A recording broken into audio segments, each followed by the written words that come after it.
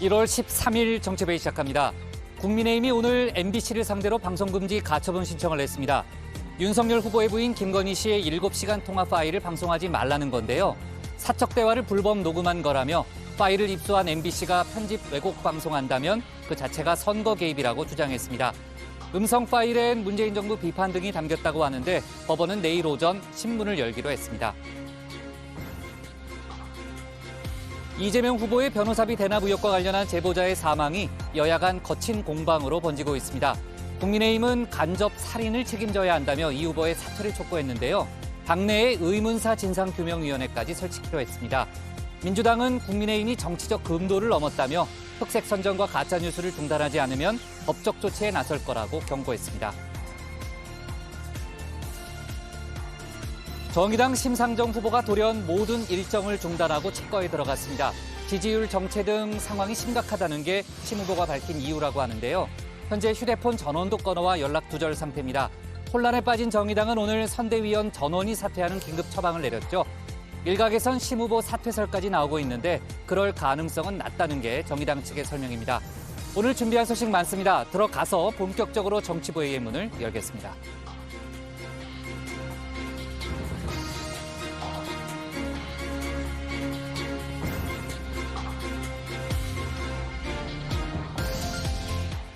국가대표 정치뉴스쇼 정치부회의 시작하겠습니다. 오늘 회의는 신체커 박마커, 류실장 하멘토 백반장, 박준혜 소통역사 그리고 정치부회의 애청자 정혜원분들과 함께하겠습니다.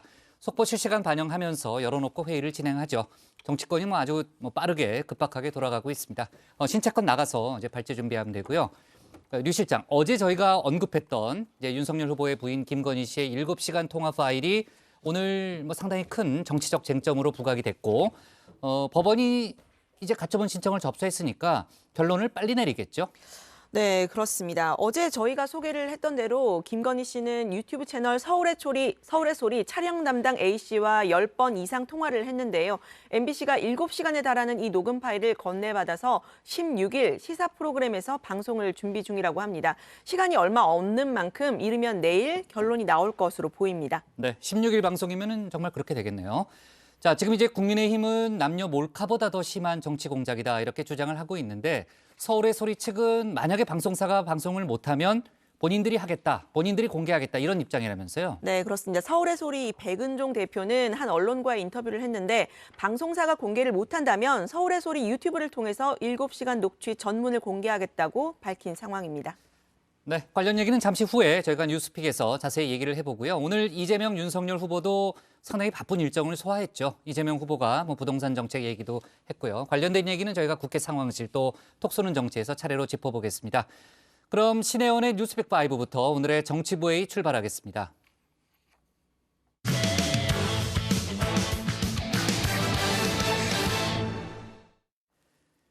민주당 이재명 후보의 변호사비 대납 의혹 제보자인 이모 씨의 1차 부검 결과가 오늘 나왔습니다. 국과수는 대동맥 파열로 인한 사망으로 추정된다고 밝혔는데요. 민주당은 고인의 죽음과 이재명 후보와는 관련이 없다고 선을 걷지만은 야권은 공세 수위를 높이고 있습니다. 그리고 조금 전에 얘기했던 대로 국민의힘은 윤석열 후보 부인 김건희 씨의 7시간 녹취 파일에 대해서 방송금지 가처분 신청을 낸 상황입니다. 관련 소식들을 신혜원 체커가 자세히 정리해봤습니다. 네, JTBC의 가장 빠른 저녁 종합 뉴스 뉴스픽5 시작해 보겠습니다. 오늘 준비한 픽은요. 데스노트 대 흑백 선전, 그리고 7시간 녹취 공방, 설전 토론, 전격 제재, K방역 바꿔야로 잡았습니다. 자, 첫 번째 픽입니다. 민주당 이재명 후보의 변호사비 대납 의혹을 처음 제보한 이모 씨의 1차 부검 결과가 나왔습니다. 경찰은 국과수로부터 대동맥 박리 및 파열로 인한 사망으로 추정된다는 구두 소견을 받았다고 밝혔는데요. 이는 주로 고혈압이나 동맥경화 같은 기저질환에 의해서 발생하는 심장질환입니다. 심적으로 압박은 느꼈으나 민주당과 이재명 후보 측의 공세에 삶을 포기하시거나 그런 상황은 아니었고 활발하게 활동하실 계획도 세워놓으신 상태였습니다. 꿋꿋하신 공익 제보자셨습니다. 네, 유족 측은 이 씨가 민주당과 이재명 후보 측으로부터 계속 압박을 받아왔다고 주장합니다. 이 씨는 최근 20년 가까이 당원으로 활동한 민주당에서 제명을 당했고요. 또 이 후보 측으로부터 선거법 위반 혐의로 고발당한 뒤 검찰과 경찰을 오가며 수사를 받았습니다. 제 신변이 노출될까 봐 구체적으로 적지는 못하겠고 싸우면서 느낀 건데 일단 언론 통제를 너무 잘하니까 법률적으로 고발하고 뭐하고 괴롭히고. 하지만 민주당 선대위는 이 후보는 고인과 아무런 관계가 없다며 단호히 선을 그었습니다. 공세를 펴는 야당을 향해선 마타도어성 억지 주장을 멈추라고 맞섰는데요. 어쨌든 망인에 대해서 안타깝게 생각하고 명복을 빕니다. 입장은 우리 선대위에서 내겠으니까 참고해 주시면 좋겠습니다. 어제 김광대 씨 왜 그만하실까 미안한데. 네. 또 민주당은 사건의 실체적 진실이 밝혀지기 전까지는 숨진 이 씨가 변호사비 대납 의혹 제보자가 아닌 대납 녹취 조작 의혹의 당사자다라고 주장을 했습니다. 이에 유족 측은 사람이 죽었으면 유감을 표하거나 입을 다물고 있었어야 한다면서 고인의 명예를 실추시키는 발언을 자제하라고 반발했습니다. 자, 이런 가운데 국민의힘은 숨진 이 씨가 제보한 녹취 파일 직접 공개했습니다. 오늘 이재명 기사 25분이니까 충분히 맞는 금액이거든요. 그렇게 변호사님 좀 많이 받아야 저하고 최대표 밥이라도 한 끼 얻어먹을 거 아닙니까? 예. 그렇게 제가 잠깐 25억이 뭐라고요? 아니 저기 최대표가 그 이재명 기사 그거 빼주는 거 그거 들었다고 그랬잖아요. 그거 예. 이재명 후보 측은 녹취 조작 의혹이 있다 이렇게 얘기를 하는데요. 뭐가 조작됐다는 걸까요? 방금 우리가 같이 들은 녹음 테이프는 3자 간의 녹음이 아닙니다. 변호사비를 받았다는 변호사와 이 고인의 녹음입니다. 또 국민의힘은 민주당과 이 후보가 녹취 조작, 어쨌든 명복을 빈다면서 고인을 또 한 번 농락했다고 주장했습니다. 그러면서 영화 제목 2편을 언급했습니다. 이재명의 데스노트가 있는 것이 아닌가 할 정도로 영화 아수라를 본 국민이라면 그야말로 소름 끼치는 공포감을 느낄 것입니다. 또 윤석열 후보도 영화 아수라를 언급하며 이 후보를 겨냥했습니다. 영화 아수라 보셨나요? 라는 질문에 대한 AI 윤석열의 대답인데요. 와 아수라 아시는구나. 정말 감명 깊게 봤습니다. 현실 고증이 아주 잘된 작품이라고 생각합니다. 요즘은 현실과 영화가 구분이 잘 안 되더라고요. 윤석열 정부에서는 아수라 같은 일은 절대 벌어지지 않을 것입니다. 언제나 여러분 곁에 있겠습니다. 다른 야권 주자들도 한 목소리로 이 후보를 때렸습니다. 이번 사건이 이 후보 의혹 관련한 세 번째 죽음이라는 점을 부각했습니다. 비리 의혹 규명에 결정적 키를 쥐고 있는 분들이 살인 멸구를 당하고 있습니다.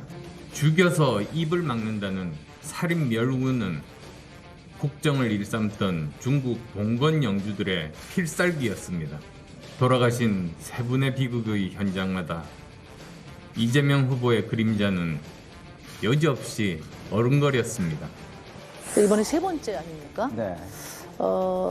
이렇게 되니까 이제 국민들이 더 불안하고 이제 의구심을 더 갖게 되는 것 같아요. 네. 변호사비 대납 사건도 어떤 결과도 안 나오고 있고 네. 대장동 사건도 지금 핵심 인물인 정진상 씨 소환 조사도 안 했단 말이에요. 네. 반면에 민주당은 개인의 슬픈 죽음을 흑색 선전으로 이용해선 안 된다고 맞받았습니다. 특히 이재명 후보가 간접 살인을 했다는 주장은 정치적 금도를 넘어선 것이라고 지적했는데요. 이번 사건이 이 후보 지지율에 큰 영향을 주지 못할 것이라고 됐습니다. 이분의 죽음을 대하는 국민의힘의 태도가 이상합니다. 개인의 슬픈 죽음도 정쟁에 도움이 된다면 흑색 선전에 이용하는 국민의힘, 참 그 뿌리가 의심됩니다. 네, 두 번째 픽입니다. 7시간 녹취 공방입니다. 국민의힘이 윤석열 후보의 부인 김건희 씨의 통화 녹음 파일에 대한 방송 금지 가처분 신청을 냈습니다. 이 파일은 지난해 김 씨와 유튜브 서울의 소리 소속 A 씨가 인터뷰가 아닌 사적 통화를 나눈 내용인데요. 전차 분량이 약 7시간에 달하는 것으로 알려졌습니다. A 씨는 이 파일을 MBC 측에 넘겼고 MBC는 보도를 준비 중이었습니다. 여러 가지 상황에 대해서 도움을 주겠다고 접근을 해서 그리고 나서 사적인 대화를 20여 차례 한 것입니다. 지금까지 가지고 있다가 그것을 제3의 언론사인 MBC에 팔아먹은 겁니다. 명백히 정치 공작이자 또는 몰래 도둑 녹음을 해서 상업적으로 유통시키는 도찰행위에 준하는 그런 범죄행위입니다. 네, 이 녹음 파일에는 현 정부에 대한 비판이나 조국 전 장관 관련 검찰 수사에 대한 김건희 씨의 정제되지 않은 발언이 그대로 담긴 것으로 알려졌습니다. 이 국민의힘은 의도를 가지고 접근해 몰래 녹음한 것을 제보한 건 정상적인 언론 보도의 영역으로 볼 수 없고 취재 윤리에 위반된다고 했는데요. 또 헌법상 음성권 및 사생활 자유를 침해한 불법 행위라고도 지적했습니다. 반면에 민주당 녹취를 공개 못하게 막는 정치 세력이야말로 문제다 이렇게 지적했는데요. 그 해당 언론사의 판단과 결정에 따른 문제지 저희들이 이래라 저래라 할 문제가 아니고요. 두 번째는 이게 영부인이 될 수 있는 사람에 대한 검증 과정 아니겠습니까? 또 중요한 것은 녹취 파일의 내용이라면서 우리가 대선에서 검증할 내용이 포함되어 있다면 문제를 제기해야 한다는 입장입니다. 우리 지지층은 뭔가 좀 폭발적인 내용이 나왔으면 좋겠다는 바람이 있는 것 같고 7시간 녹취록 국민의힘 지지층은 야 이씨 이거 막아야 되는 거 아니야 이런 정도의 지금 미리 보도도 안 된 걸 가지고 너무 사전에 기싸움을 하고 있는데 저는 뭐 그렇게 충격적인 게 있겠나 싶어요 사실. 자, 그러자 국민의힘은 민주당 이재명 후보의 이른바 형수 욕설 동영상을 꺼내들었습니다. 앞서 선관위가 이 후보의 형수 영상을 보도하려면 처음부터 끝까지 전체를 틀어야 한다고 판단했다면서 그 논리라면 김건희 씨의 녹음 파일도 편집 없이 7시간 전체를 틀어야 할 것이라고 주장했습니다. 선관위에서도 이재명 후보자의 형수에 대한 욕설을 전체 처음부터 끝까지 틀지 않으면 후보자 비방죄에 해당된다고 이미 했지 않습니까? 이런 부도덕하고 교활한 정치 공작 행위에 대해서 반드시 응징을 해야 된다고 생각합니다. 네, 가처분 신청 신문기일 날짜는 내일, 그러니까 14일로 잡혔습니다. 법원은 김건희 씨 측과 MBC 측의 법률 대리인을 불러서 의견을 들은 뒤 이른 시일 내에 결론 내릴 것으로 보입니다. 자, 오늘의 세 번째 픽입니다. 설전 토론인데요.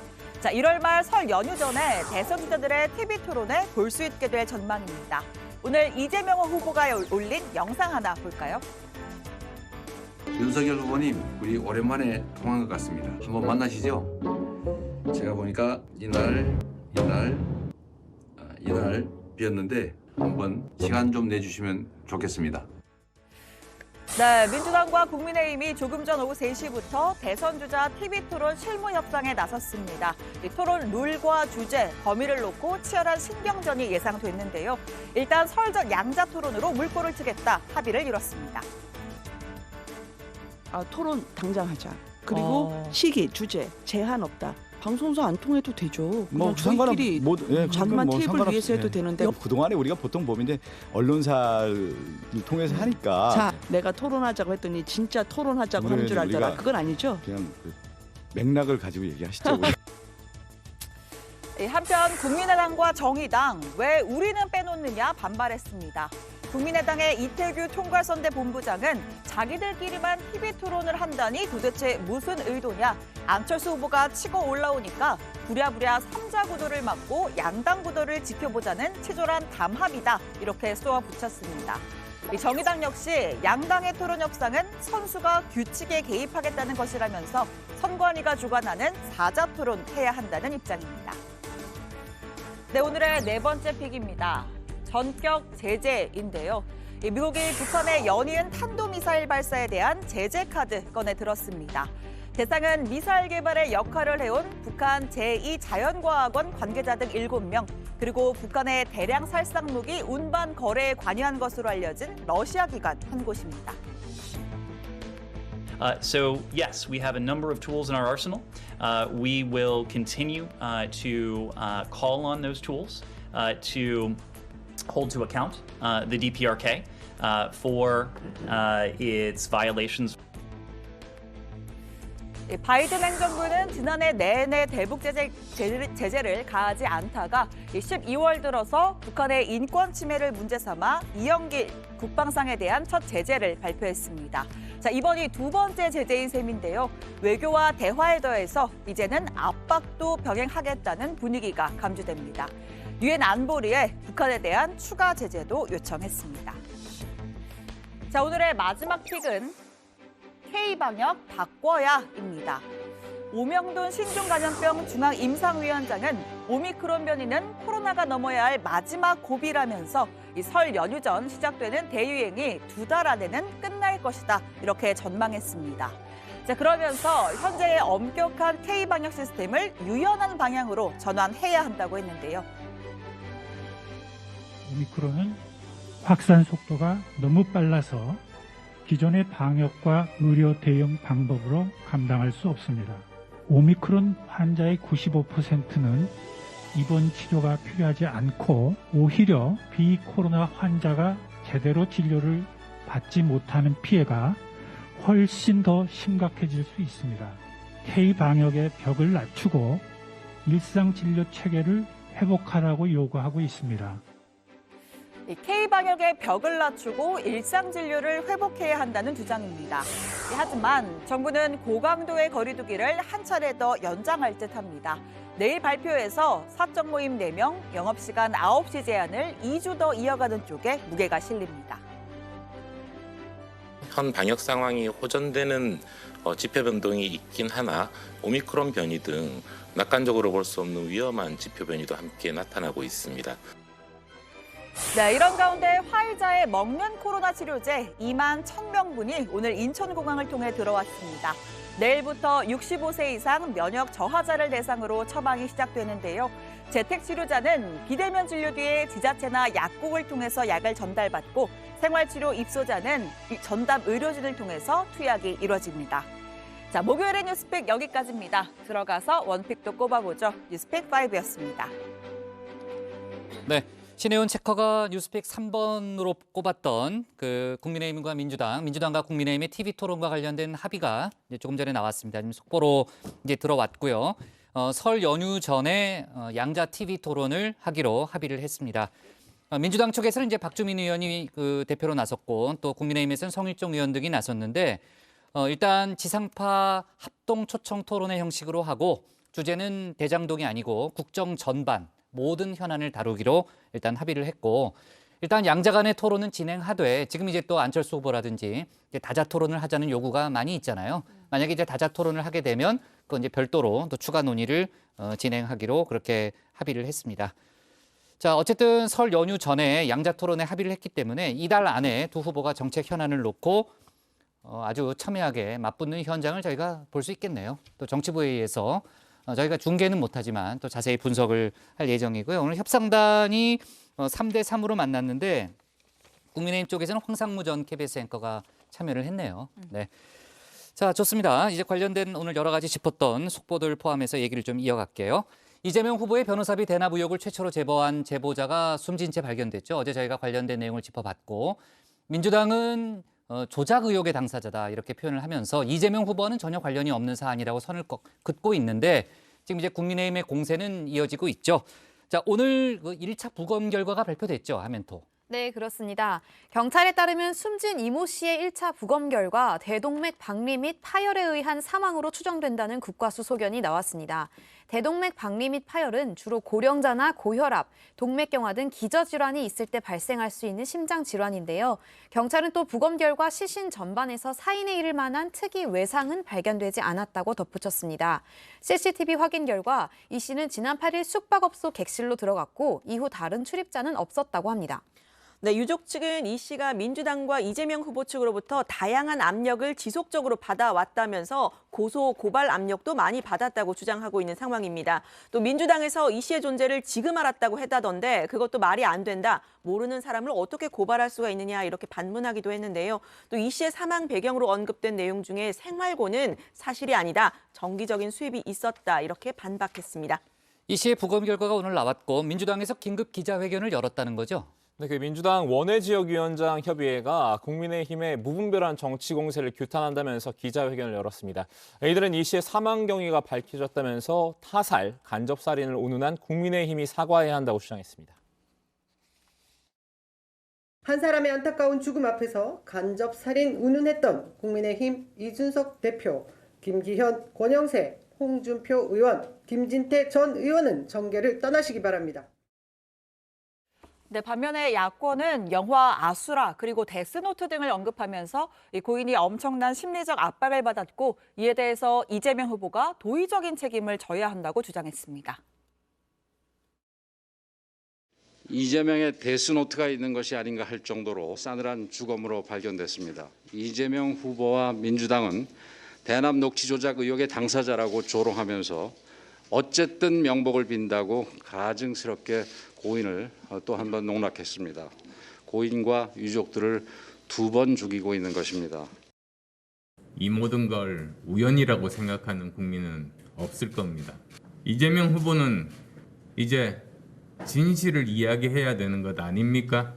돌아가신 분들에 대해 안타깝다는 영혼 없는 반응하지 말고 자신과 대장동 의혹에 대한 조건 없는 특검 즉각 받아야 합니다. 윤석열 후보의 부인 김건희 씨의 이른바 7시간 녹취 파일, 지금 상당히 큰 쟁점으로 부각된 상황인데요. 국민의힘이 방송금지 가처분 신청을 오전에 낸 거죠? 네, 그렇습니다. 국민의힘은 윤 후보 부인 김건희 씨의 통화 내용이 담긴 7시간 분량의 녹음 파일을 공개하려는 MBC를 상대로 방송중지 가처분 신청을 제기했습니다. 법원은 내일 양측을 불러서 의견을 듣고 이른 시일 내에 결론을 내릴 계획이라고 합니다. 김 씨는 지난해 7월에서 12월 사이 유튜브 채널 서울의 소리에서 촬영을 담당하는 A 씨와 20여 차례 통화했고 또 이 파일을 MBC에게 제보했습니다. MBC는 오늘 16일 방송 준비를 하고 있었던 상황입니다. 네, 국민의힘은 A 씨가 의도를 가지고 도움을 주겠다 이렇게 김건희 씨에게 접근을 했고 녹음 사실도 알리지 않았다고 했습니다. 권영세 선대본부장은 아주 비열한 정치 공작 행위다. 또 김재원 클린선거전략본부장은 몰카보다 더 저질이다 이렇게 강하게 비판했습니다. 자신을 도와주려는 사람으로 알고 이야기를 자꾸 하게 된 거죠. 그것을 모아서 악의적으로 이제 뭐 편집을 했겠죠. 그렇게 해가지고 그것을 사실상 팔아먹은 것 아닙니까? 일종의 몰래카메라 불법 촬영이었다 지금 그런 말씀이신 거죠? 그렇게 파악하고 계신다. 그것보다도 훨씬 저질 정치 공작이라고 보죠. 한편 서울의 소리 측은 방송이 문제될 게 없다는 입장입니다. A씨가 기자 신분을 밝히고 김 씨와 통화를 했다는 것, 또 MBC 보도가 이루어지지 않는다면 자사 유튜브 채널을 통해 녹음 파일을 공개하는 방안도 고려하고 있다고 밝혔습니다. 네. 자, 내일 오전에 법원이 관련 신문을 연다고 하니까요. 저희가 관련된 속보 더 챙겨서 내일 다뤄보도록 하겠습니다. 신체科学으로는 오늘의 원픽은 뭡니까? 네, 오늘 원픽 이렇게 잡겠습니다. 데스노트 대 흑색 선전, 김건희 7시간 녹취 공방도입니다.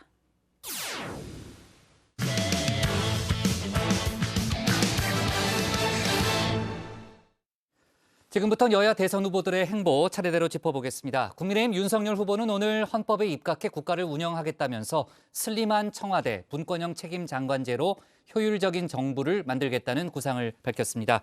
국민의당 안철수 후보의 단일화를 놓고선 오늘도 설왕설래가 뜨거웠는데 이 소식까지 류정아 상황실장이 정리했습니다. 네, 국민의힘 윤석열 후보 새해 들어서 이 변화된 모습을 쭉 이어가고 있죠. 키워드는 이 생활 밀착 그리고 2대남입니다. 오늘은 4월 전기요금 인상 백지화 그리고 소방관 마음 건강 예상 확충 공약을 내놓았는데요. 역시나 생활 밀착형 그리고 현장 중심의 공약입니다. 국정 운영 비전을 밝힌 토론회에도 참석을 했는데요. 청와대를 슬림화하고 분권형 책임장관제를 도입하겠다. 효율적인 정부를 만들겠다고 했습니다. 현재의 칸막이식 정부로는 국정 기획 능력이 약화될 수밖에 없습니다. 국가에서 국민으로의 일방향 소통으로는 국민의 요구를 충족시키기가 어렵습니다. 저는 이러한 문제를 디지털 플랫폼 정부로 해결하고자 합니다. 디지털 플랫폼 정부를 통해 방역, 복지, 의료, 예산 등 행정의 모든 분야에서 세계 최고 수준의 행정 효율화를 이루겠습니다. 네, 마스크를 쓴 윤 후보, AI 윤석열이 아닌데도 도리도리가 사라졌죠. 차분하게 본인의 비전을 설명했습니다. 어제는요, 게임 공약을 발표하고 게임 대회 개막전에도 참석을 했는데요. 2030 청년들이 즐겨하는 리그 오브 레전드 롤이라는 게임의 챔피언스 대회입니다. 이준석 대표도 함께 동행을 했는데요. 1시간 정도 경기를 관람한 후에 이런 경기는 처음 봤다. 이준석 대표의 설명을 들어가면서 보니까 재밌었다. 이런 소감을 밝혔습니다. 당시 장면 직접 보시죠.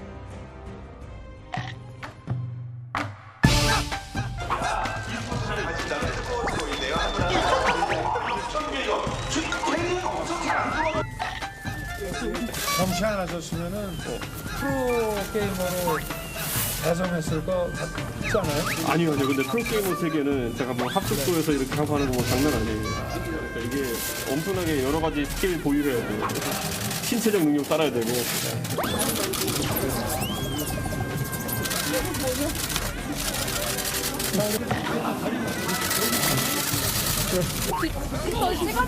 찍어드릴까요? 네.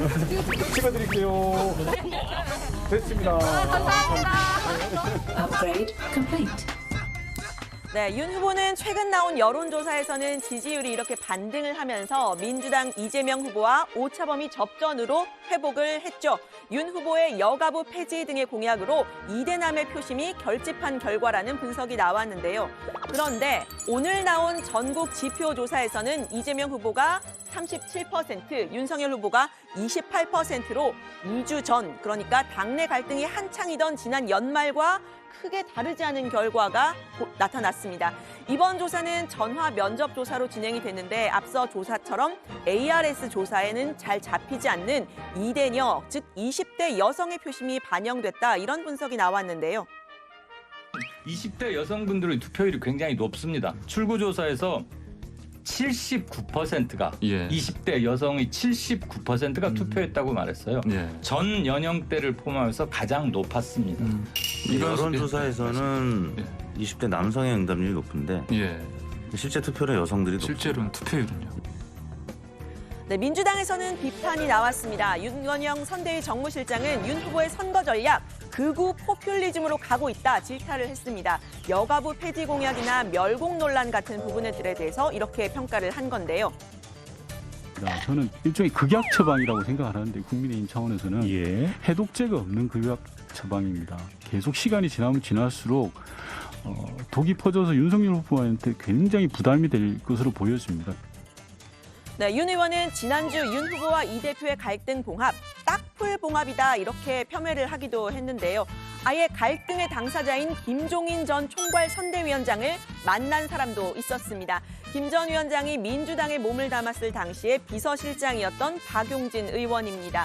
김 전 위원장은 정권 유지 연장 가능성이 커진 것 같다, 이런 말에 공감을 표했다고 하는데요.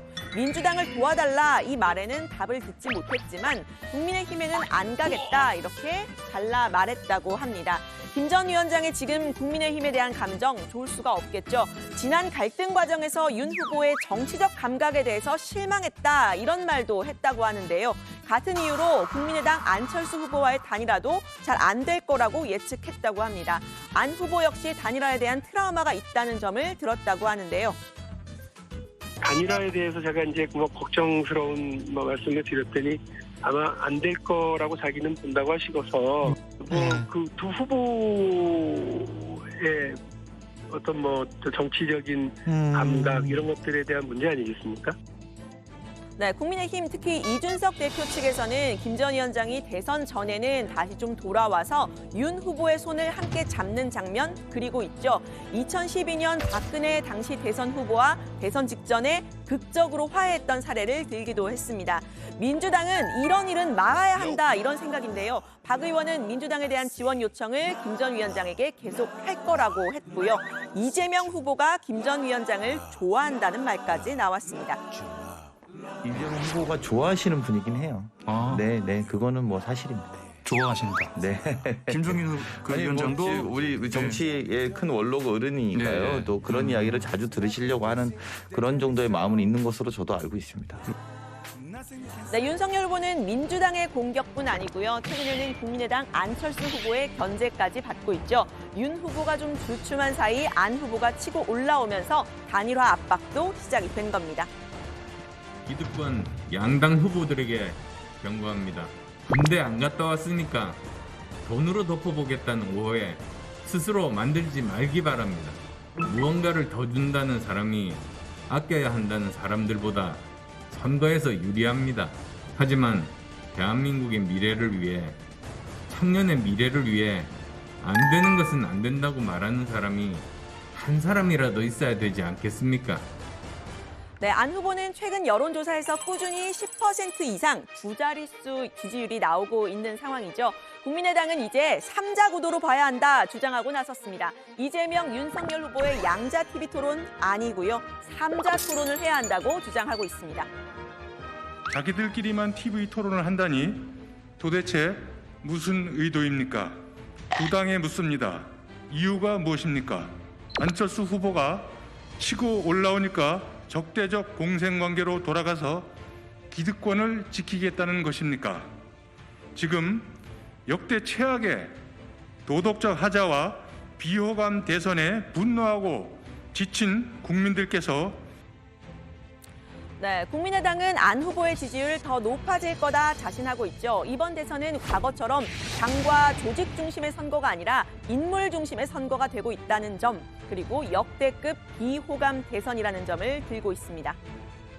깨끗한 안철수와 부패연루 의혹이 있는 후보, 그리고 과학기술로 세계 5대 경제강국에 진입하겠다는 미래 비전을 제시하는 안철수 후보와 국정운영 자질을 의심받는 후보, 이 사이에 인물 구도가 펼쳐져 있기 때문에 안철수의 상승세가 견고하게 나타나고 있고, 그리고 앞으로 추가적으로 계속 상승할 것이다. 이렇게. 네, 반면 국민의힘에서는 안 후보의 지지율, 야권 내부의 갈등에 따른 반사 이익일 뿐이다 이렇게 폄훼를 하고 있는데요. 지금 안철수 후보의 지지율은요, 일종의 말하자면 우리 당내의 적전분열이나 내부 총질에 의해서 실망한 분들이 마치 비가 올 때 잠시 나무 처마에 비 피하고 있듯이 그런 지지율이거든요. 해가 뜨면 다시 그분들 다 갈 길 가요. 그래서 우리가 신경 쓸 필요는 없다는 거죠. 네, 여권에서도 비슷한 목소리가 나왔습니다. 유인태 전 국회 사무총장은 최근 안 후보가 자체적으로 지지율이 오를 요인이 없었다라고 했는데요. 안 후보는 이미 결의 순간을 놓쳤다고도 말을 했습니다. 11년 전 고 박원순 서울시장에게 이 후보를 양보했을 때, 그리고 6년 전 국민의당 돌풍을 일으켰을 때 반짝했을 뿐이었다는 겁니다. 그 안철수 후보에 대해서는 전에부터 나라의 인재인데 이게 지금 이 자기 체질에 전혀 안 맞는 동네 와가지고 상당히 좀 헤매고 있다. 그 안타깝다 이런 생각을. 네, 안 후보와 주변 사람들과의 관계를 문제 삼기도 했는데요. 이 안 후보가 반짝했을 때 함께 했던 사람들, 지금은 다 떠났고 심지어 관계가 나쁘다고 했습니다. 지도자가 되려면 사람들이 좀 꼬여야 되는데 사람들이 몰려와야 돼요. 그 자기 혼자 용 쓴다고 지도자가 되는 게 아니잖아요. 근데 안철수 후보는 함께 했던 사람들이 거의 90% 이상이 적지고 떠났어요. 네, 그래서 여기서 잠깐 그때 그 사람들 가겠습니다. 안철수 후보 지금까지 3차례 당을 창당을 했는데요. 두 번째 창당 바른미래당은 국민의당을 함께했던 과거 새정치민주연합 출신 호남 출신의 의원들, 그리고 구새누리당 계열의 비박계 의원들과 함께 만든 정당이었습니다. 여기에는 지난 대선에서 나란히 후보로 나섰던 유승민 전 의원, 그리고 지금 국민의힘 이준석 대표도 포함이 됐었죠. 우여곡절 끝에 지금은 이 사람들이 모두 떠나서 국민의힘에 몸을 담고 있는 상태가 됐습니다. 과거 안 후보의 측근이라고 불렸던 가까운 사람들 역시 지금은 국민의힘에 속해 있거나 김종인 전 위원장과 함께 선대위에서 나온 상태인데요. 그럼에도 불구하고 국민의힘과의 단일화는 그리 녹록지 않아 보이는 상황입니다. 공동정부 이런 거는 굉장히 심각한 주장인 것이 어떻게 저희가 공동정부를 구성할지에 대한 가이드라인도 없고 저는 그런 거야말로 선거에서 지금 상승세를 탄 우리 후보에게 찬물을 끼얹는 행위다. 저는 이렇게 봅니다. 네, 이런 상황에서 안 후보가 눈을 돌린 곳 바로 국민의힘 홍준표 의원인데요. 윤 후보와 거리를 두고 있는 홍 의원, 2030 청년층의 지지를 한 몸에 받고 있죠. 안 후보는 지난달 홍 의원의 플랫폼 청년의 꿈에 찰스형이라는 이름으로 글을 하나 썼습니다. 왜 청년들은 홍준표 의원님을 좋아하고 열광할까요? 한 수 배우고 싶다라고 말이죠. 홍 의원 역시 진심으로 대하고 거짓말 안 하고 공감하니까 그런 거 아닐까요? 라고 답변을 달았는데요. 최근에 안 후보의 측근인 권은희 의원이 홍준표 의원실을 찾는가 하면 홍 의원과 만날 계획이 있냐는 말에는 안 후보 이렇게 답을 했습니다. 과거 홍준표 의원님께 한 수 배우고 싶다라고 말씀을 하셨는데요. 홍준표 의원님과 만나실 계획은 있으실까요?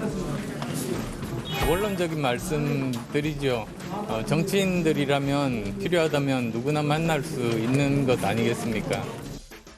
네, 이런 걸 보면 정치는 생물이라는 말 다시 실감하게 되는데요. 두 사람 지난 대선 당시 나란히 후보로 나섰을 때는 이런 장면도 연출이 됐었죠. 이 지도자는 이게 줏대가 있어야 됩니다. 소신이 있어야 되고 오락가락하니까 국민들이 신뢰를 하지 않습니다. 저는 일단 사퇴하라고 말씀드렸습니다. 그러니까 저는 얼굴 보지 않고 말씀드리겠습니다. 네, 홍준표 의원은 앞서 윤석열 후보의 병사 월급 200만 원 공약에 대해서 군대를 안 가봐서 그렇다 이렇게 쓴소리를 했는데요. 오늘은 북한의 핵 공격이 임박하면 선제 공격밖에 없다면서 윤 후보의 선제 공격 발언을 옹호했습니다. 윤석열, 안철수 후보 사이에 홍 의원이 어떤 역할을 할지도 관전 포인트가 될 듯합니다. 오늘 발제는 이렇게 정리합니다. 윤석열 1.11 공약 정책 행보, 민주당 극우 포퓰리즘, 안철수 이젠 3자 구도. 네, 윤석열, 안철수 후보의 행보를 함께 짚어봤고요. 민주당 이재명 후보의 행보는 저희가 잠시 후에 톡 쏘는 정치에서 짚어보도록 하겠습니다. 윤석열 후보가 전기요금 인상을 전면 백지화하겠다는 공약을 내놨죠? 네, 그렇습니다. 문재인 정부가 오는 4월에 전기요금을 인상하겠다고 했는데 이걸 백지화하겠다는 공약을 발표했습니다. 전기요금을 인상하면 국민들, 특히 중소기업과 소상공인이 고통을 받는다는 이유 때문인데요. 특히 문재인 정부가 탈원전 정책으로 발생한 한국 전력 적자와 부채 책임을 회피하고 있다면서 앞으로 탈원전과 태양광 비리에 대해서도 바로 잡겠다고 했습니다. 다만 한전의 적자가 심각한 수준이라고 합니다. 지난해 3분기까지 누적 적자 규모가 1조 5천억 원이었고 지난해 6월까지 부채가 137조 원으로 부채 비율이 197%에 달한다고 합니다. 자, 이 점을 지적하자 윤 후보는 탈원전과 에너지원 원자재 가격에 따라 적자 폭이 생길 수가 있고 산업에 충격을 주지 않게 가격을 조정해야 하는데 가만히 있다가 대선 직후에 요금을 올리겠다는 건 이념과 정치 논리에 따른 것이라고 비판을 했습니다. 윤 후보가 어제 또 짧은 메시지로 공약을 냈는데 방역 패스를 철회하라는 내용인 거죠? 네, 그렇습니다. 다시 살펴보면요. 비과학적 방역 패스 철회, 9시 영업 제한 철회, 아동 청소년 강제 백신 접종 반대 이 세 가지를 올렸는데요. 좋아요로 반응을 보인 수가 1만 2천 개 정도가 됐습니다. 방역 패스의 경우에는 소송까지 진행 중일 정도로 논란이 있는 주제들이죠. 짧은 메시지로 전달력을 높였다 이런 평가가 또 나오지만 반대 의견도 나왔습니다. 이재갑 한림대 강남성심병원 교수가 정권을 잡은 뒤에 상황이 악화됐을 경우에 이런 정책을 펴지 않을 자신이 있겠느냐라고 윤 후보를 향해서 물은 겁니다. 거리두기 정책의 9시 영업 제한 그리고 방역 패스가 효과가 없다는 건 비과학적이고 동의할 수 없다고도 말을 했습니다. 민주당에서는 윤 후보의 최근 메시지 행보에 대해서 강하게 비판을 하고 있죠? 하멘토. 네, 그렇습니다. 윤 후보의 행보가 지나치게 가볍다는 건데요. 특히 마트에서 멸치와 콩을 사면서 불거졌던 멸공 논란을 예로 들었습니다. 직접 들어보시죠. 다만 한 가지 말씀드리고 싶은 건 윤석열 후보의 가벼움입니다. 최소한 대선 후보라면 이 무게감이라는 게 있지 않습니까? 근수가 나간다라고 표현을 하는데요. 정말 깃털처럼 가볍다고 생각을 하고 반장선거, 초등학교 반장선거도 이러지는 않을 거다라는 생각이 듭니다. 자, 좀 다른 얘기인데요. 국민의힘이 오늘 여성가족부 규탄 기자회견을 열었다는 거죠? 네, 맞습니다. 국민의힘 게임특위 위원장인 하태경 의원이 여성가족부가 민주당의 대선 공약에 대한 회의를 했다는 자료를 입수했다고 밝혔는데요. 앞서 산자부에 이어서 여성가족부도 민주당 공약을 개발했다고 주장했었는데 오늘은 관련 자료까지 제보받았다고 공개한 겁니다. 총 36쪽의 자료에는 여가분의 5개 부사에서 19개 공약을 개발한 걸로 되어 있습니다. 구체적으로 예산과 실천 계획까지 조사했다는 대목이 있었습니다. 하 의원은 여가부의 대선 공약이 어떻게 이재명 민주당 대선 후보를 도왔는지 철저히 조사해야 한다면서 윗선인 청와대까지 입장을 밝혀야 한다고 주장했습니다. 네, 국민의힘은 통신조회 관련해서 오늘 공수처장도 고발하기도 했죠. 자, 오늘 발제 이렇게 정리하겠습니다. 윤석열 1일 1 공약 정책 행보, 민주당 극우 포퓰리즘, 안철수 이젠 3자 구도로 제목을 잡겠습니다.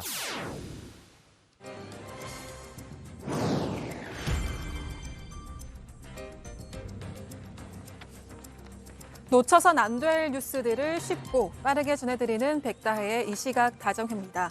지금 시각 5시 15분인데요. 이 시각 다정회 소식들 먼저 키워드로 살펴보겠습니다. 네, 오늘의 첫 번째 소식의 키워드는 실종자 발견입니다. 붕괴 사고가 발생한 광주의 아파트 신축 공사 현장에서 실종자로 추정되는 한 명이 발견됐습니다. 구조대원이 오늘 오전 11시쯤 지하 1층에서 콘크리트 잔해물을 치우던 중에 발견했습니다. 다만 해당 남성의 신원이나 생사는 아직 확인 중입니다. 소방당국은 건물 외벽이 붕괴하며 쏟아져 내린 잔해물이 많아서 이를 치우는 대로 남성을 구조할 계획이라고 전했는데요. 현재 구조대원 50여 명과 구조견 10마리가 투입돼 나머지 실종자를 찾고 있습니다. 다음 소식의 키워드는 민가 피하려입니다. 지난 11일 안타까운 사고 소식이 들려왔습니다. 공군 F-5E 전투기가 엔진 이상으로 추락하면서 고 심정민 소령이 순직했습니다. 전투기가 추락한 곳은 인근 주택가에서 불과 100여 미터 정도 떨어진 곳이었는데요. 야산에 떨어지면서 민간 피해는 발생하지 않았습니다. 공군은 비행 기록 장치를 분석한 결과 심소령이 비상탈출을 2차례 선언했음에도 탈출하지 못했다고 전했는데요. 그러면서 민가에 추락하는 것을 막기 위해서 조종간을 끝까지 잡은 채 야산에 충돌한 것으로 판단하고 있다고 밝혔습니다. 심소령의 연결식은 내일 오전 9시에 유족과 동료 장병들이 참석한 가운데 부대장으로 치러집니다. 유해는 국립대전현충원에 안장됩니다. 마지막 소식의 키워드 보겠습니다. 네, 봉쇄 중 술파티인데요. 보리스 존슨 영국 총리가 최악의 정치적 위기에 몰렸습니다. 존슨 총리는 지난해 5월 봉쇄령 기간에 관저 정원에서 아내와 직원 등과 함께 와인 파티를 한 것이 드러나 비판을 받았는데요. 그런데 최근 의회에서 공식 사과를 하는 과정에서 했던 발언이 문제가 됐습니다. 존슨 총리는 당일의 행사가 파티가 아닌 업무 행사라고 생각했다고 주장해 야당 의원들의 야유를 받았는데요. 정치권에서는 존슨 총리를 향한 사임 요구가 더욱 거세지고 있습니다. 지금까지 이 시각 다정의 백다혜였습니다. 네, 백반장 속보 잘 챙겨서요. 이따 다시 한번 만나고요. 다음은 하이빈 멘토의 톡 쏘는 정치로 가겠습니다.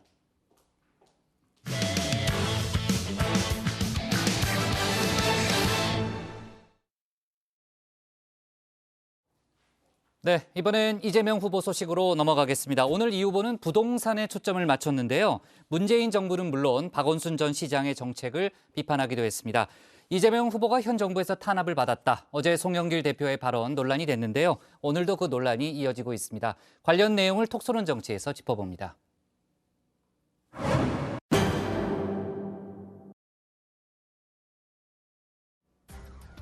네, 빽빽하게 들어선 아파트가 시원하게 내려다 보이는 이곳, 노원구에 있는 한 빌딩 건물 옥상입니다.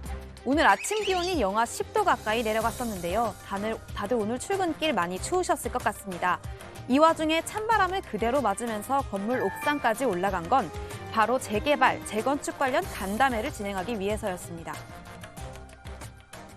아파트 내부 상태는 좀 어떤 것 같습니까? 안 좋습니다. 세탁기가 안 들어가요. 노원구는 국민의힘 이준석 대표가 과거 국회의원 선거에 출마했다 고배를 마신 지역이기도 하죠. 이 후보는 1980년대에 지어진 재건축 대상 아파트 단지가 몰려있는 이곳을 찾아서 주민들과 만났습니다. 앞서 이 후보는 이른바 실용주의 노선을 강조하면서 지속적으로 재건축 및 재개발 관련 규제를 완화하자는 등의 주장을 펼쳐왔습니다. 다주택자들이 집을 팔 때 내는 양도세 중과를 미루자고도 했었죠. 오늘 간담회에서도 비슷한 취지로 발언했습니다. 부동산 문제 참 어렵습니다. 서울에 널린 게 집인 것 같은데 내 집은 없고 주택 가격은 폭등해버렸는데 대출받아 집 사기도 어렵죠. 이렇게 너나 할 것 없이 소위 벼락거지가 되어버린 이 상황.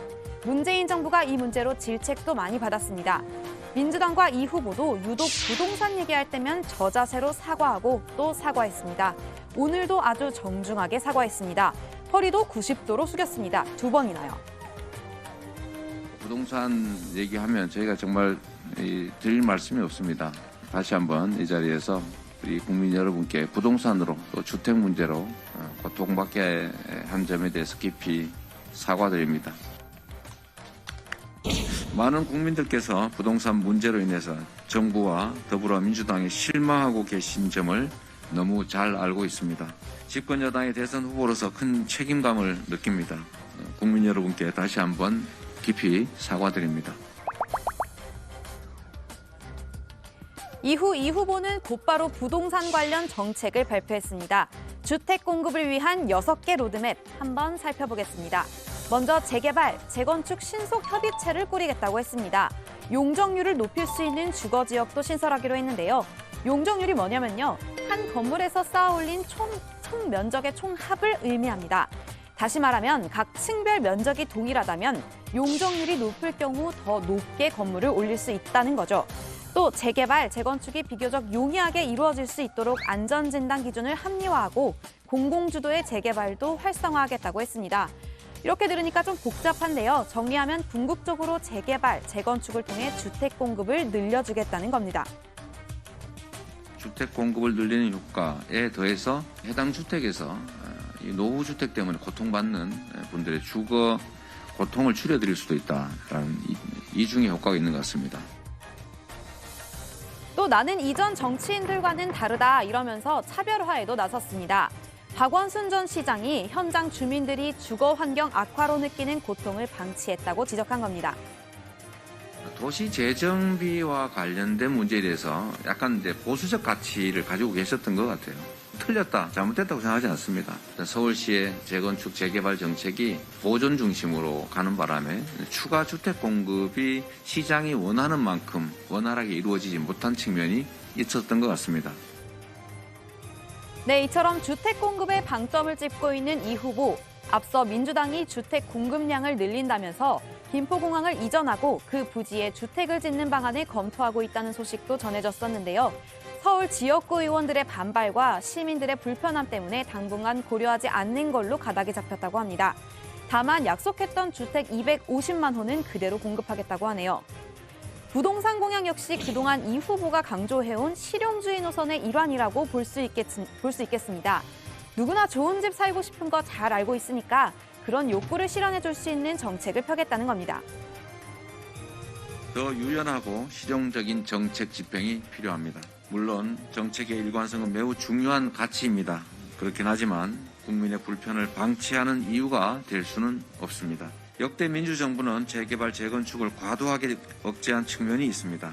국민의 주거 상향 욕구도 존중해야 합니다. 이렇게 실용주의 강조하다 보니 소상공인과의 만남이 잦았던 대선 국면 초기에 비해서는 친기업적인 면모를 조금 보이고 있습니다. 바로 어제였는데요. 국내 10대 기업 임원진과 만나 허심탄회하게 이야기를 나눴습니다. 특히 최근에 입법된 중대재해처벌법이 대표적인 예로 보완하지 않는다면 많은 기업들이 잠재적 범죄자로 내몰리게 될 형편입니다. 중대재해처벌법은 현실에 맞도록 수정되어야 할 것이며 저는 엄격하게 좀 할 필요는 있다고 생각이 됩니다. 그러나 그게 또 부당하게 또 과하게 기업 활동을 억지하는 수준으로까지 발전하면 또 안 되겠죠. 그 양자를 잘 조화를 이루는 게 좋겠다. 네, 민주당 입장에선 당내 갈등으로 지지율 떨어지던 국민의힘 상황이 서서히 봉합되는 모습을 보면서 위기감 느껴졌을 수 있을 것 같습니다. 어제 저희가 국회 상황실에서도 전해드렸는데요. 어제자 리얼미터 조사입니다. 이재명 후보가 36.9%, 윤석열 후보 39.2%였습니다. 한길리서치 조사에서도 비슷했습니다. 이 후보가 35.3%, 윤 후보가 38%였습니다. 보시는 것처럼 모두 오차 범위 내에서 윤 후보가 앞서고 있죠. 그래서인지 유독 어제부터 야권을 향한 민주당과 이 후보 공세가 아주 거셉니다. 오늘 오후에 갑자기 페이스북에 이런 글도 올렸습니다. 더 나은 변화 이재명, 더 나쁜 변화 윤석열. 7자 공약으로 화제가 되었던 윤 후보를 의식한 걸까요? 아무래도 요즘은 10글자 내로 짧게 말하는 게 대세인가 봅니다. 윤석열 나쁜 사람, 이 배경엔 북한의 미사일 발사에 대해서 선제 타격 고려하겠다. 이렇게 말한 발언이 있을 겁니다. 이 후보는 어제 오후에 긴급 기자회견도 열었는데요. 이 발언에 대해서 아주 거세게 비판했습니다. 불장난이라고요. 네, 사랑이 불타올라서 저지르는 불장난 아니라요. 국민의 생명과 안전을 위협하는 불장난이라고 했습니다. 우리 국민과 국가의 안위를 볼모로 정략적 이익을 취했다는 그런 무책임한 행위로 평가될 수밖에 없습니다. 마치 화약고 안에서 불장난하는 어린이를 보는 것 같은 불안감이 듭니다. 지금이라도 선제 타격 발언 철회를 요청드립니다. 약속이 나은 듯 다른 의원들도 한마디씩 보탰습니다. 어떻게 할 거냐고 물어보는데 당장 선제 타격부터 한다고 그러면 이거는 그야말로 호전적이고 대책 없는 근시안적 태도가 아니겠어요? 얼마나 불안합니까? 공격도 좋지만 수비도 해야겠죠. 지역 민심도 다시 꼼꼼하게 살피기로 했습니다. 코로나로 중단했다가 지난주 서울을 시작으로 재개한 메타버스 시즌2. 내일은 인천을 거쳐서 주말엔 강원도로 가겠다고 합니다. 지지세가 약한 지역도 집중 공략하기로 했습니다. 어제 민주당은 대구 경북 지역 선대위 공식 출범식을 가졌습니다. 이 후보부인 김혜경 씨도 경북 안동과 대구를 찾았습니다. 부산, 울산, 경남, 이른바 부울경을 겨냥한 행보도 이어지고 있습니다. 한때 윤석열 후보를 지지했다가 이 후보 쪽으로 돌아선 청년들, 오늘 부울경 게릴라 간담회를 하겠다고 선언했습니다. 또 이 후보가 직접 송영길 대표에게 PK 지역 민심을 챙겨달라 이렇게 부탁도 했습니다. 송 대표 흔쾌히 받아들여서 2주간 현장 뛰기로 다짐했다고 하죠. 영락 없는 든든한 당 대표의 모습. 그런데 송 대표, 이 후보가 문재인 정부 시절 탄압을 받았다고 말해서 시작된 논란이 아직도 현재 진행형입니다. 이재명 후보가 문재인 정부에서 탄압받았다. 네. 어떤 말씀 주시겠습니까? 솔직하게 말씀드리면 별로 드리고 싶은 말씀은 없습니다. 언급하고 싶지 않죠. 이렇게 애둘러서 난색을 표한 의원이 있는 반면 아예 대놓고 불쾌감을 드러내는 의견도 있었습니다.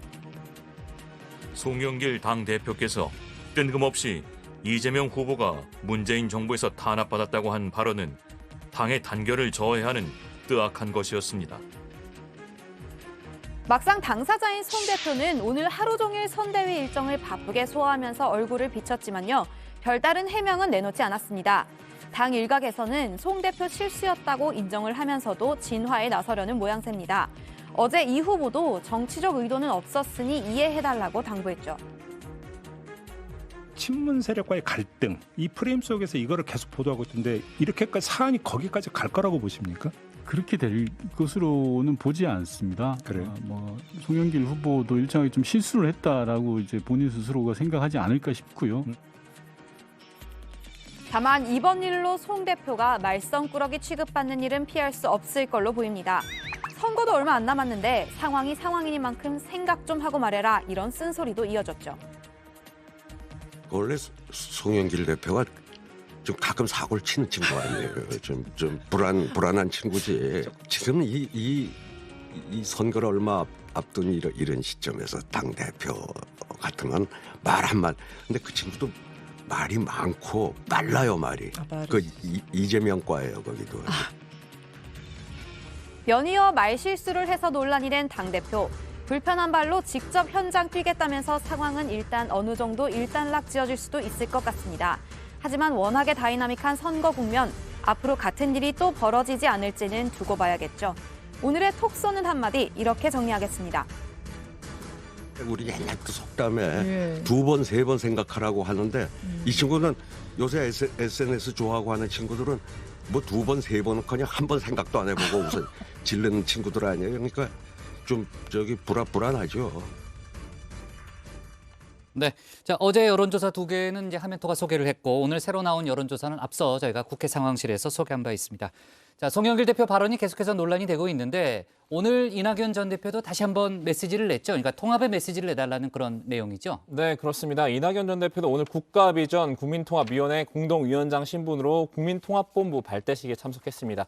축사에서 적대와 분열을 치유하고 통합과 화합으로 나아가자는 메시지를 전달했는데요. 직접 한번 들어보시죠. 분열과 증오의 언어가 난무합니다. 야당은 그렇다 치더라도 민주당이 잘해야 합니다. 우리 정치는 진영 논리에 고역된 채로 움직이고 선거 시기에는 더욱 그렇지만 민주당은 그것을 뛰어넘는 지혜와 용기를 내도록 노력하겠습니다. 이 전 대표는 어제도 민주당이라면 모든 분야에서 문재인 정부의 성취와 과오를 공정하게 인정해야 한다고 말했는데요. 직접 송영길 대표를 언급한 것은 아니지만 문재인 대통령 말씀처럼 통합하자면서 애둘러 관련 의견을 낸 것으로 보입니다. 네. 자, 그 경선 과정에서 서른 의원이 저격수 역할을 많이 했는데 오늘 비판을 했다면서요. 네, 그렇습니다. 페이스북에서 송 대표를 향해서 사과하라는 입장을 밝혔습니다. 오늘 오후에 게시글을 올렸는데요. 실언이었다면 지금이라도 당원들에게 사과하고 원팀 만드는 데 진력하길 바란다 입장을 밝혔습니다. 설 의원은 송 대표가 논란이 커졌는데도 아무런 책임을 지지 않는 것을 보고만 있을 수는 없다면서 민주당의 승리와 정권 재창출을 진두지휘해야 할 당대표가 사실이 아닌 일로 분열과 갈등을 조장해서는 안 된다고 썼습니다. 네. 자, 지금 뭐 여든 야든 생활 밀착형 공약을 잇따라 내놓고 있는데 오늘 민주당에서도 관련 공약이 나왔잖아요. 신채거 어떤 내용입니까? 네, 민주당은 오늘 보행자가 안심하고 걸을 수 있는 교통 환경 만들겠다면서 교통 안전 공약을 발표했습니다.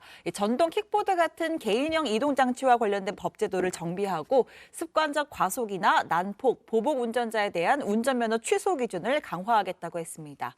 또 2번 이상 음주운전으로 적발된 운전자의 차량에 음주운전 방지 장치를 의무적으로 장착하도록 하겠다고 공약했습니다. 네, 초등학생들의 돌봄 교실과 관련한 공약도 다시 한번 언급을 했는데요. 3시에 동시 학교제 함께 또 양질의 돌봄 교육을 저녁 7시까지 제공해서 돌봄 공백을 최소화하겠다고 했습니다. 또 녹색 어머니회 같은 주로 학부모들의 봉사활동에 의존해왔던 등하굣길 안전 문제를 사회적 일자리를 활용해서 국가가 책임지겠다고 했습니다.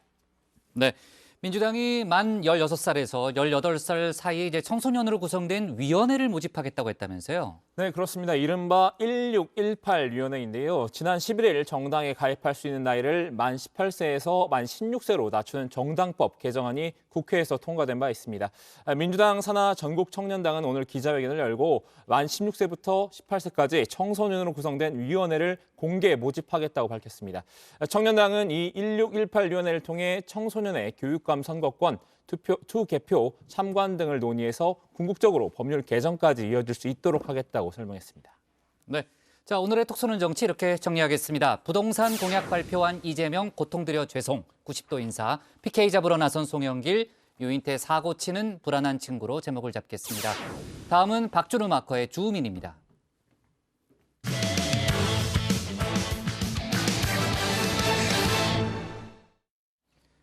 정의당 심상정 후보가 모든 일정을 중단하고 숙고에 들어갔습니다. 지지율 정체 등 위기 상황을 타개하기 위한 방안을 고민하는 걸로 보이는데요. 정의당은 오늘 선대위를 해체하고 심 후보의 판단을 기다리기로 했습니다. 박준우 마커가 주민에서 관련 소식 전하겠습니다. 6411번 버스라고 있습니다. 이 버스에 타시는 분들은 새벽 3시에 일어나서 새벽 5시 반이면은 강남의 빌딩에 출근을 해야 되는 분들입니다. 존재하되 그 존재를 우리가 느끼지 못하고 함께 살아가는 분들입니다. 투명 인간입니다. 6411 버스의 투명 인간을 위한 정당이 정작 존재하되 존재를 느끼지 못하는 정당이 돼서는 안 될 일이겠죠. 투명 정당이란 오명에서 벗어나야 투명 인간을 위한 목소리도 더욱 커지지 않을까요? 투명 인간을 위한 정당, 정의당의 표라고 해도 무방할 것 같은데요. 투명 인간을 위한 목소리를 낸다고 해서 정당이나 후보가 투명해져서는 안 되겠죠. 확고한 정체성과 선명한 존재감을 드러내야 투명 인간들이 설 자리도 커질 텐데요. 정의당 심상정 후보 기대와 달리 날이 갈수록 투명해지는 존재감에 고심이 깊은 듯합니다. 정권 교체와 시대 변화에 대한 열망, 그것이 지금 현재 후보들의 지지율을 민심이 움직이고 있다고 생각하는데, 그럼에도 불구하고 제가 그 대안으로서 국민들께 아직 믿음을 드리고 있지 못하다, 그렇게 생각합니다. 그래서 뭐 답답하고 또 많은 고민이 됩니다. 주민이 선정한 첫 번째 오늘의 인물 심상정 후보인데요. 어제 돌연 선거 일정을 중단하고 집거에 들어갔죠.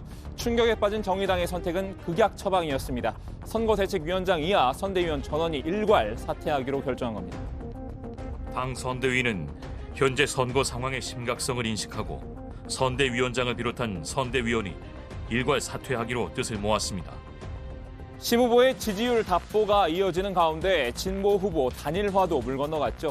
별다른 호재도 없는 데다 위기를 타개할 해결책이 마땅히 보이지 않는 상황인데요. 결국 선대위를 해체하고 전면 재개편하는 게 우선이라고 본 것 같습니다. 쇄신에 나서겠다는 의도로 풀이되는데요. 2차 선대위 구성할 때는 현재 어려운 상황을 좀 타개할 수 있는 좀 그런 방향으로 2차 선대위가 구성돼야 된다 정도 의견을 좀 모으고 최종적으로 후보하고 만나서 좀 상의를 좀 하려고 했는데 후보께서 어제 좀 숙고에 들어가겠다. 숙고에 들어간 심 후보 휴대폰도 꺼뒀다고 하는데요. 의원실 관계자들과도 연락이 두절된 상황이라고 합니다. 여영국 대표가 오전에 심 후보를 만나러 직접 의원실을 찾기도 했지만 빈손으로 돌아가야 했는데요. 저는 좀 길어질 수 있다는 생각을 좀 합니다. 이게 뭐 하루 이틀 뭐 선거운동 더 한다고 후보가 뭐 거기에 어떤 마음을 두지는 않을 것 같습니다. 통화가 안 되면 집에도 한번 찾아가 볼까 생각을 하고 있습니다. 일각에선 사퇴설도 제기됐죠. 하지만 여 대표는 심 후보가 완주할 것이라면서 사퇴설에는 선을 그었습니다. 후보가 모든 걸 열어놓고 판단을 하시겠지만 제가 후보를 믿는다는 말씀은 본인이 대선 후보로서 마지막 소임이라고는 그걸 몇 차례 밝히셨기 때문에 마지막 소임을 다할 것이라 생각합니다. 대선이 끝나고 3달 뒤면 제8회 지방선거가 치러지는데요. 연이은 선거 일정을 고려하면 사퇴는 쉽지 않다는 관측입니다. 심 후보가 대선을 포기할 경우 지방선거에 출마할 후보들의 타격도 만만치 않기 때문입니다. 심 후보 측 관계자 역시 사퇴는 확대 해석이라면서 여러 방면으로 선대위 재정비를 고민할 것으로 내다봤습니다. 심 후보가 갑자기 일정을 중단한 원인은 무엇보다 한 자릿수 초반에 갇힌 지지율 때문일 텐데요. 어제 발표된 여론조사 결과에 적잖은 충격을 받은 것으로 보입니다. 한길 리서치의 조사 결과인데요. 심 후보의 지지율은 2.2%로 나타났습니다. 2.2%면 이분보다도 낮은 수치입니다. 대통령 이 재미로 노는 거 아닙니다. 대통령님 월급도 안 받겠다. 청와대에서 밥 먹는 거 내 쌀 갖다가 내가 먹겠다. 정부의 거 안 먹겠다. 청와대에서 쓰는 수도세, 전기세도 내가 내겠다. 3.2%를 기록한 국가혁명당 허경영 후보입니다. 공교롭게도 허 후보보다 지지율이 낮게 나온 어제 일정을 중단했는데요. 심 후보의 이번 대권 도전 4번째죠. 지난 대선 결과를 놓고 봐도 현재 지지율은 저조한 수준입니다. 지난 2017년 19대 대선에서 처음으로 레이스를 완주했는데요. 당시 쟁쟁한 후보들 속에서 6.17%의 득표율을 기록했던 바 있습니다. 비록 선거에서 승리하진 못했지만 국민 여러분과 함께 이런 꿈을 같이 꿀 수 있어서 행복했습니다. 그리고 새로운 대한민국의 가능성도 확인했습니다. 그래서 저와 정의당 실망하지 않겠습니다. 오히려 심 후보의 높은 인지도가 약점으로 작용한다는 지적도 있는데요. 당 안팎에선 세대교체론을 외치며 아직도 심상정이냐 이런 비판이 일기도 했었죠. 우리 당 안에서도 34년의 낡은 기득권 불판을 바꾸는 대선입니다. 그렇기 때문에 정의당의 15년 불판도 바꿔서 나가겠다 이런 결심으로 이번에 도전하게 되었습니다. 정의당의 15년 불판이면 그 불판은 어떤 불판인가요? 심상정 불판입니다. 이번 대선에서 심 후보의 선전 여부는 20년 역사의 진보 정당의 정치적 명운과도 직결되는 사안입니다. 후보와 정당이 나란히 벼랑 끝에 선 상황이라 고심이 더 깊을 수밖에 없을 텐데요. 정권 심판 여론이 좀 더 우세하다 보니 보수 중도 정당을 향한 관심이 큰 상황이죠. 범여권으로 묶이던 정의당이 이제 제3지대 홀로 서기를 시도하고 있지만요. 여전히 범여권이라는 이미지가 강한 데다 여당의 대안으로서 확실한 색채를 보여주지 못하고 있다는 평가입니다. 특히 정의당이 야심차게 준비한 공약들에 민주당이 같이 손을 얹는 경우가 더러 있었죠. 그러면서 심 후보만의 색깔이 희석됐다는 진단인데요. 과도한 노동시간과 월화수목 금금금의 업무 형태는 시간 불평등이라는 새로운 불평등을 낳고 있습니다. 주 4일제는 이미 우리 옆에 와 있는 미래입니다. 이재명 후보는 JTBC 질문에 인간다운 삶과 노동시간 단축을 위한 주 4일 근무제는 언젠가 해야 할 일이라며 장기적인 국가과제가 되겠지만 4차 산업혁명에 맞춰 가급적 빨리 도입하도록 노력해야 한다고 밝혔습니다. 심 후보의 비정규직 평등수당 역시 이재명 후보의 비정규직 공정수당과 내용이 엇비슷한데요. 이런 점들이 심 후보가 독자적인 영역을 확장하는 데 방해 요인이 된 듯합니다. 지난 총선에서 저희 정의당이 10% 가까운 지지를 받았는데요. 사실 지난 2년 동안 국민의 기대에 크게 부응하지를 못했다. 그런 아픈 성찰의 시간을 저희가 갖고 있습니다. 다음으로 두 번째 오늘의 인물입니다. 요새 공격수로서의 역량을 가감없이 뽐내고 계신 분인데요. 부동산 대책할 적에 크게 싸웠습니다. 거의 고성에 오갔어요. 보고를 하는데 누구랑 싸우시는 거죠? 청와대죠. 대통령께 보고하는 중에 생긴 일이니까. 수석이 대표실장도 있고 뭐 있었죠. 거의 뭐 1대 한 15, 20 그렇게 싸웠죠. 새로운 물결 김동연 후보입니다. 과거 경제부총리 시절 문재인 정권 청와대 관계자들과 부딪혔던 일화를 소개하는 모습인데요. 4대1로 욕설까지 섞어가며 싸웠다고 하는데 마치 이 장면을 연상케 합니다. 너 운 좋은 줄 알아. 작년에 17대1로 다 있다가 허리를 좀 삐끗했지. 그거 아니었으면 넌 졌어 이 X야. 김 후보는 당시 경제정책 담당 청와대 인사들에 대한 비판을 이어가는데요. 이름만 직접 언급 안 했을 뿐 사실상 공개 저격했습니다.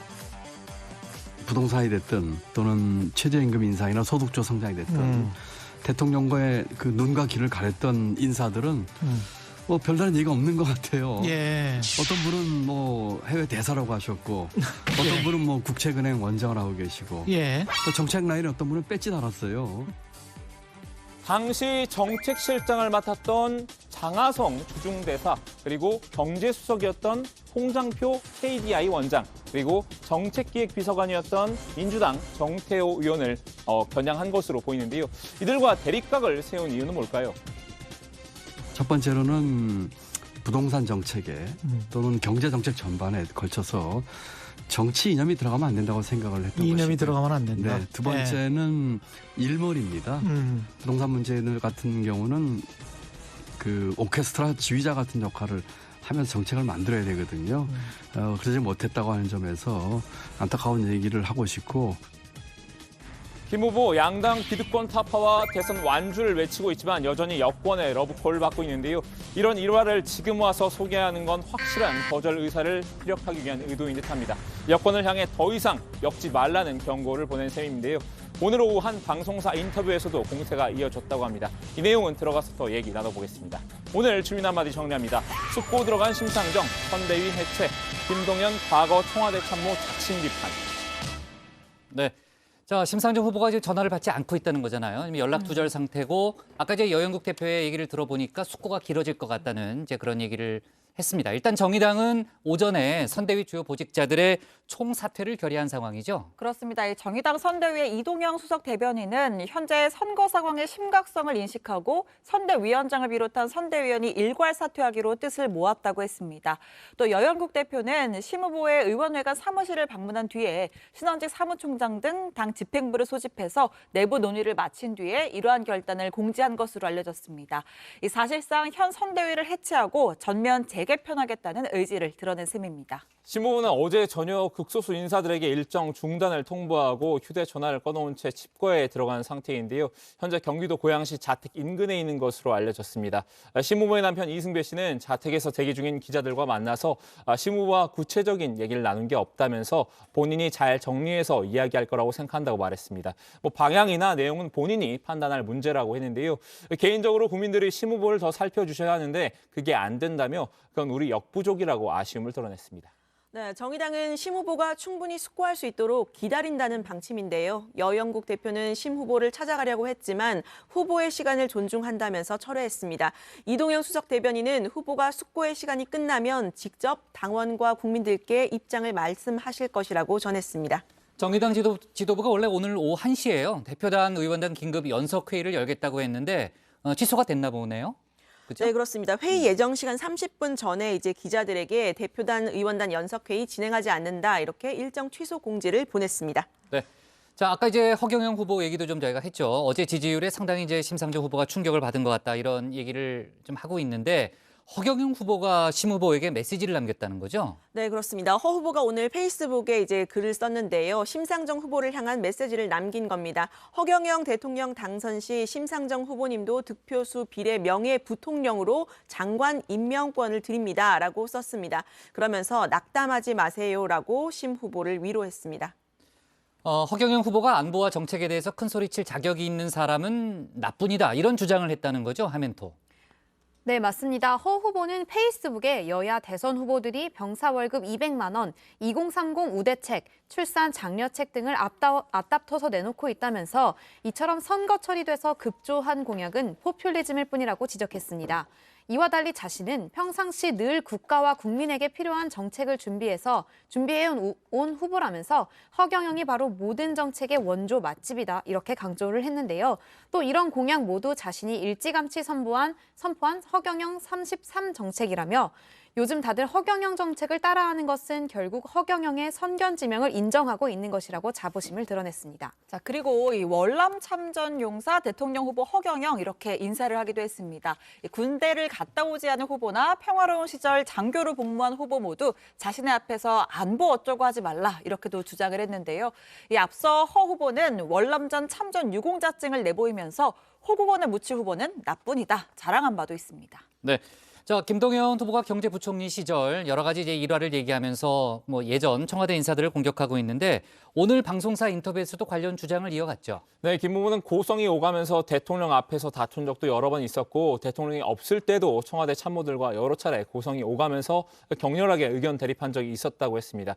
최저임금의 급격한 인상과 근로시간 단축 문제, 소득주도 성장 정책 패키지를 놓고 가장 큰 대립이 있었다고 전했는데요. 자신은 최저임금을 급속하게 인상하면 고용 문제가 생기고 중소기업 소상공인 부담이 늘어난다고 주장을 했지만 당시 정책 라인들은 자신의 말 듣지 않는 분위기였다고 했습니다. 네, 다툼이 있었던 대상으로는 이제 초대 경제수석 또 정책실장을 꼽았는데 지금 이제 장하성 주중대사 그리고 홍장표 KDI 원장이라고 볼 수 있겠죠. 자, 좋습니다. 오늘 주민 제목 이렇게 정리하겠습니다. 숙고 들어간 심상정 선대위 해체, 김동연은 연일 전 청와대 경제참모 저격으로 제목을 잡겠습니다.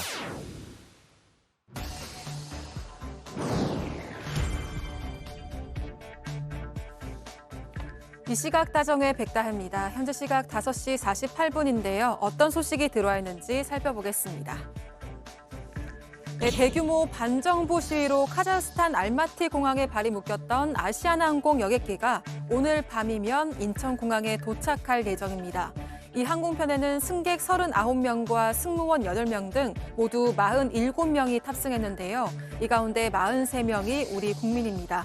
한편 지난 5일 알마티 공항에 착륙한 승무원과 승객은 모두 77명이었는데요. 그중 희망자에 한해 귀국하게 됐습니다. 네, 다음 소식입니다. 정용진 신세계그룹 부회장이 자신의 멸공 발언에 대해 사과했습니다. 정 부회장은 오늘 오후 자신의 인스타그램 계정에 이마트 노조의 비판 성명을 다룬 기사를 캡처해 올렸는데요. 그러면서 나로 인해 동료와 고객이 한 명이라도 발길을 돌린다면 어떤 것도 정당성을 잃는다. 저의 자유로 상처받은 분이 있다면 전적으로 저의 부족함입니다라고 적었습니다. 앞서 한국노총 전국 이마트 노동조합은 정윤진 부회장의 언행에 대한 오너 리스크를 우려하는 성명을 낸 바 있습니다. 네, 이어서 잠시 후 썰전 라이브에서는 유튜브 채널 서울의 소리 측과 국민의힘 윤석열 대선 후보의 배우자 김건희 씨의 7시간 통화 녹음 파일 공개를 둘러싼 논란을 짚어봅니다. 많은 시청 부탁드리면서 지금까지 이시각다정의 백다희였습니다. 네. 자, 오늘 정치부에는 여기까지 하겠습니다. 관련 정치 뉴스들이 참 많은 시즌인데요. 내일도 그럴 것 같습니다. 잘 준비해서 저희가 찾아뵙겠고요. 저희는 내일 오후 4시 반에 다시 모이겠습니다.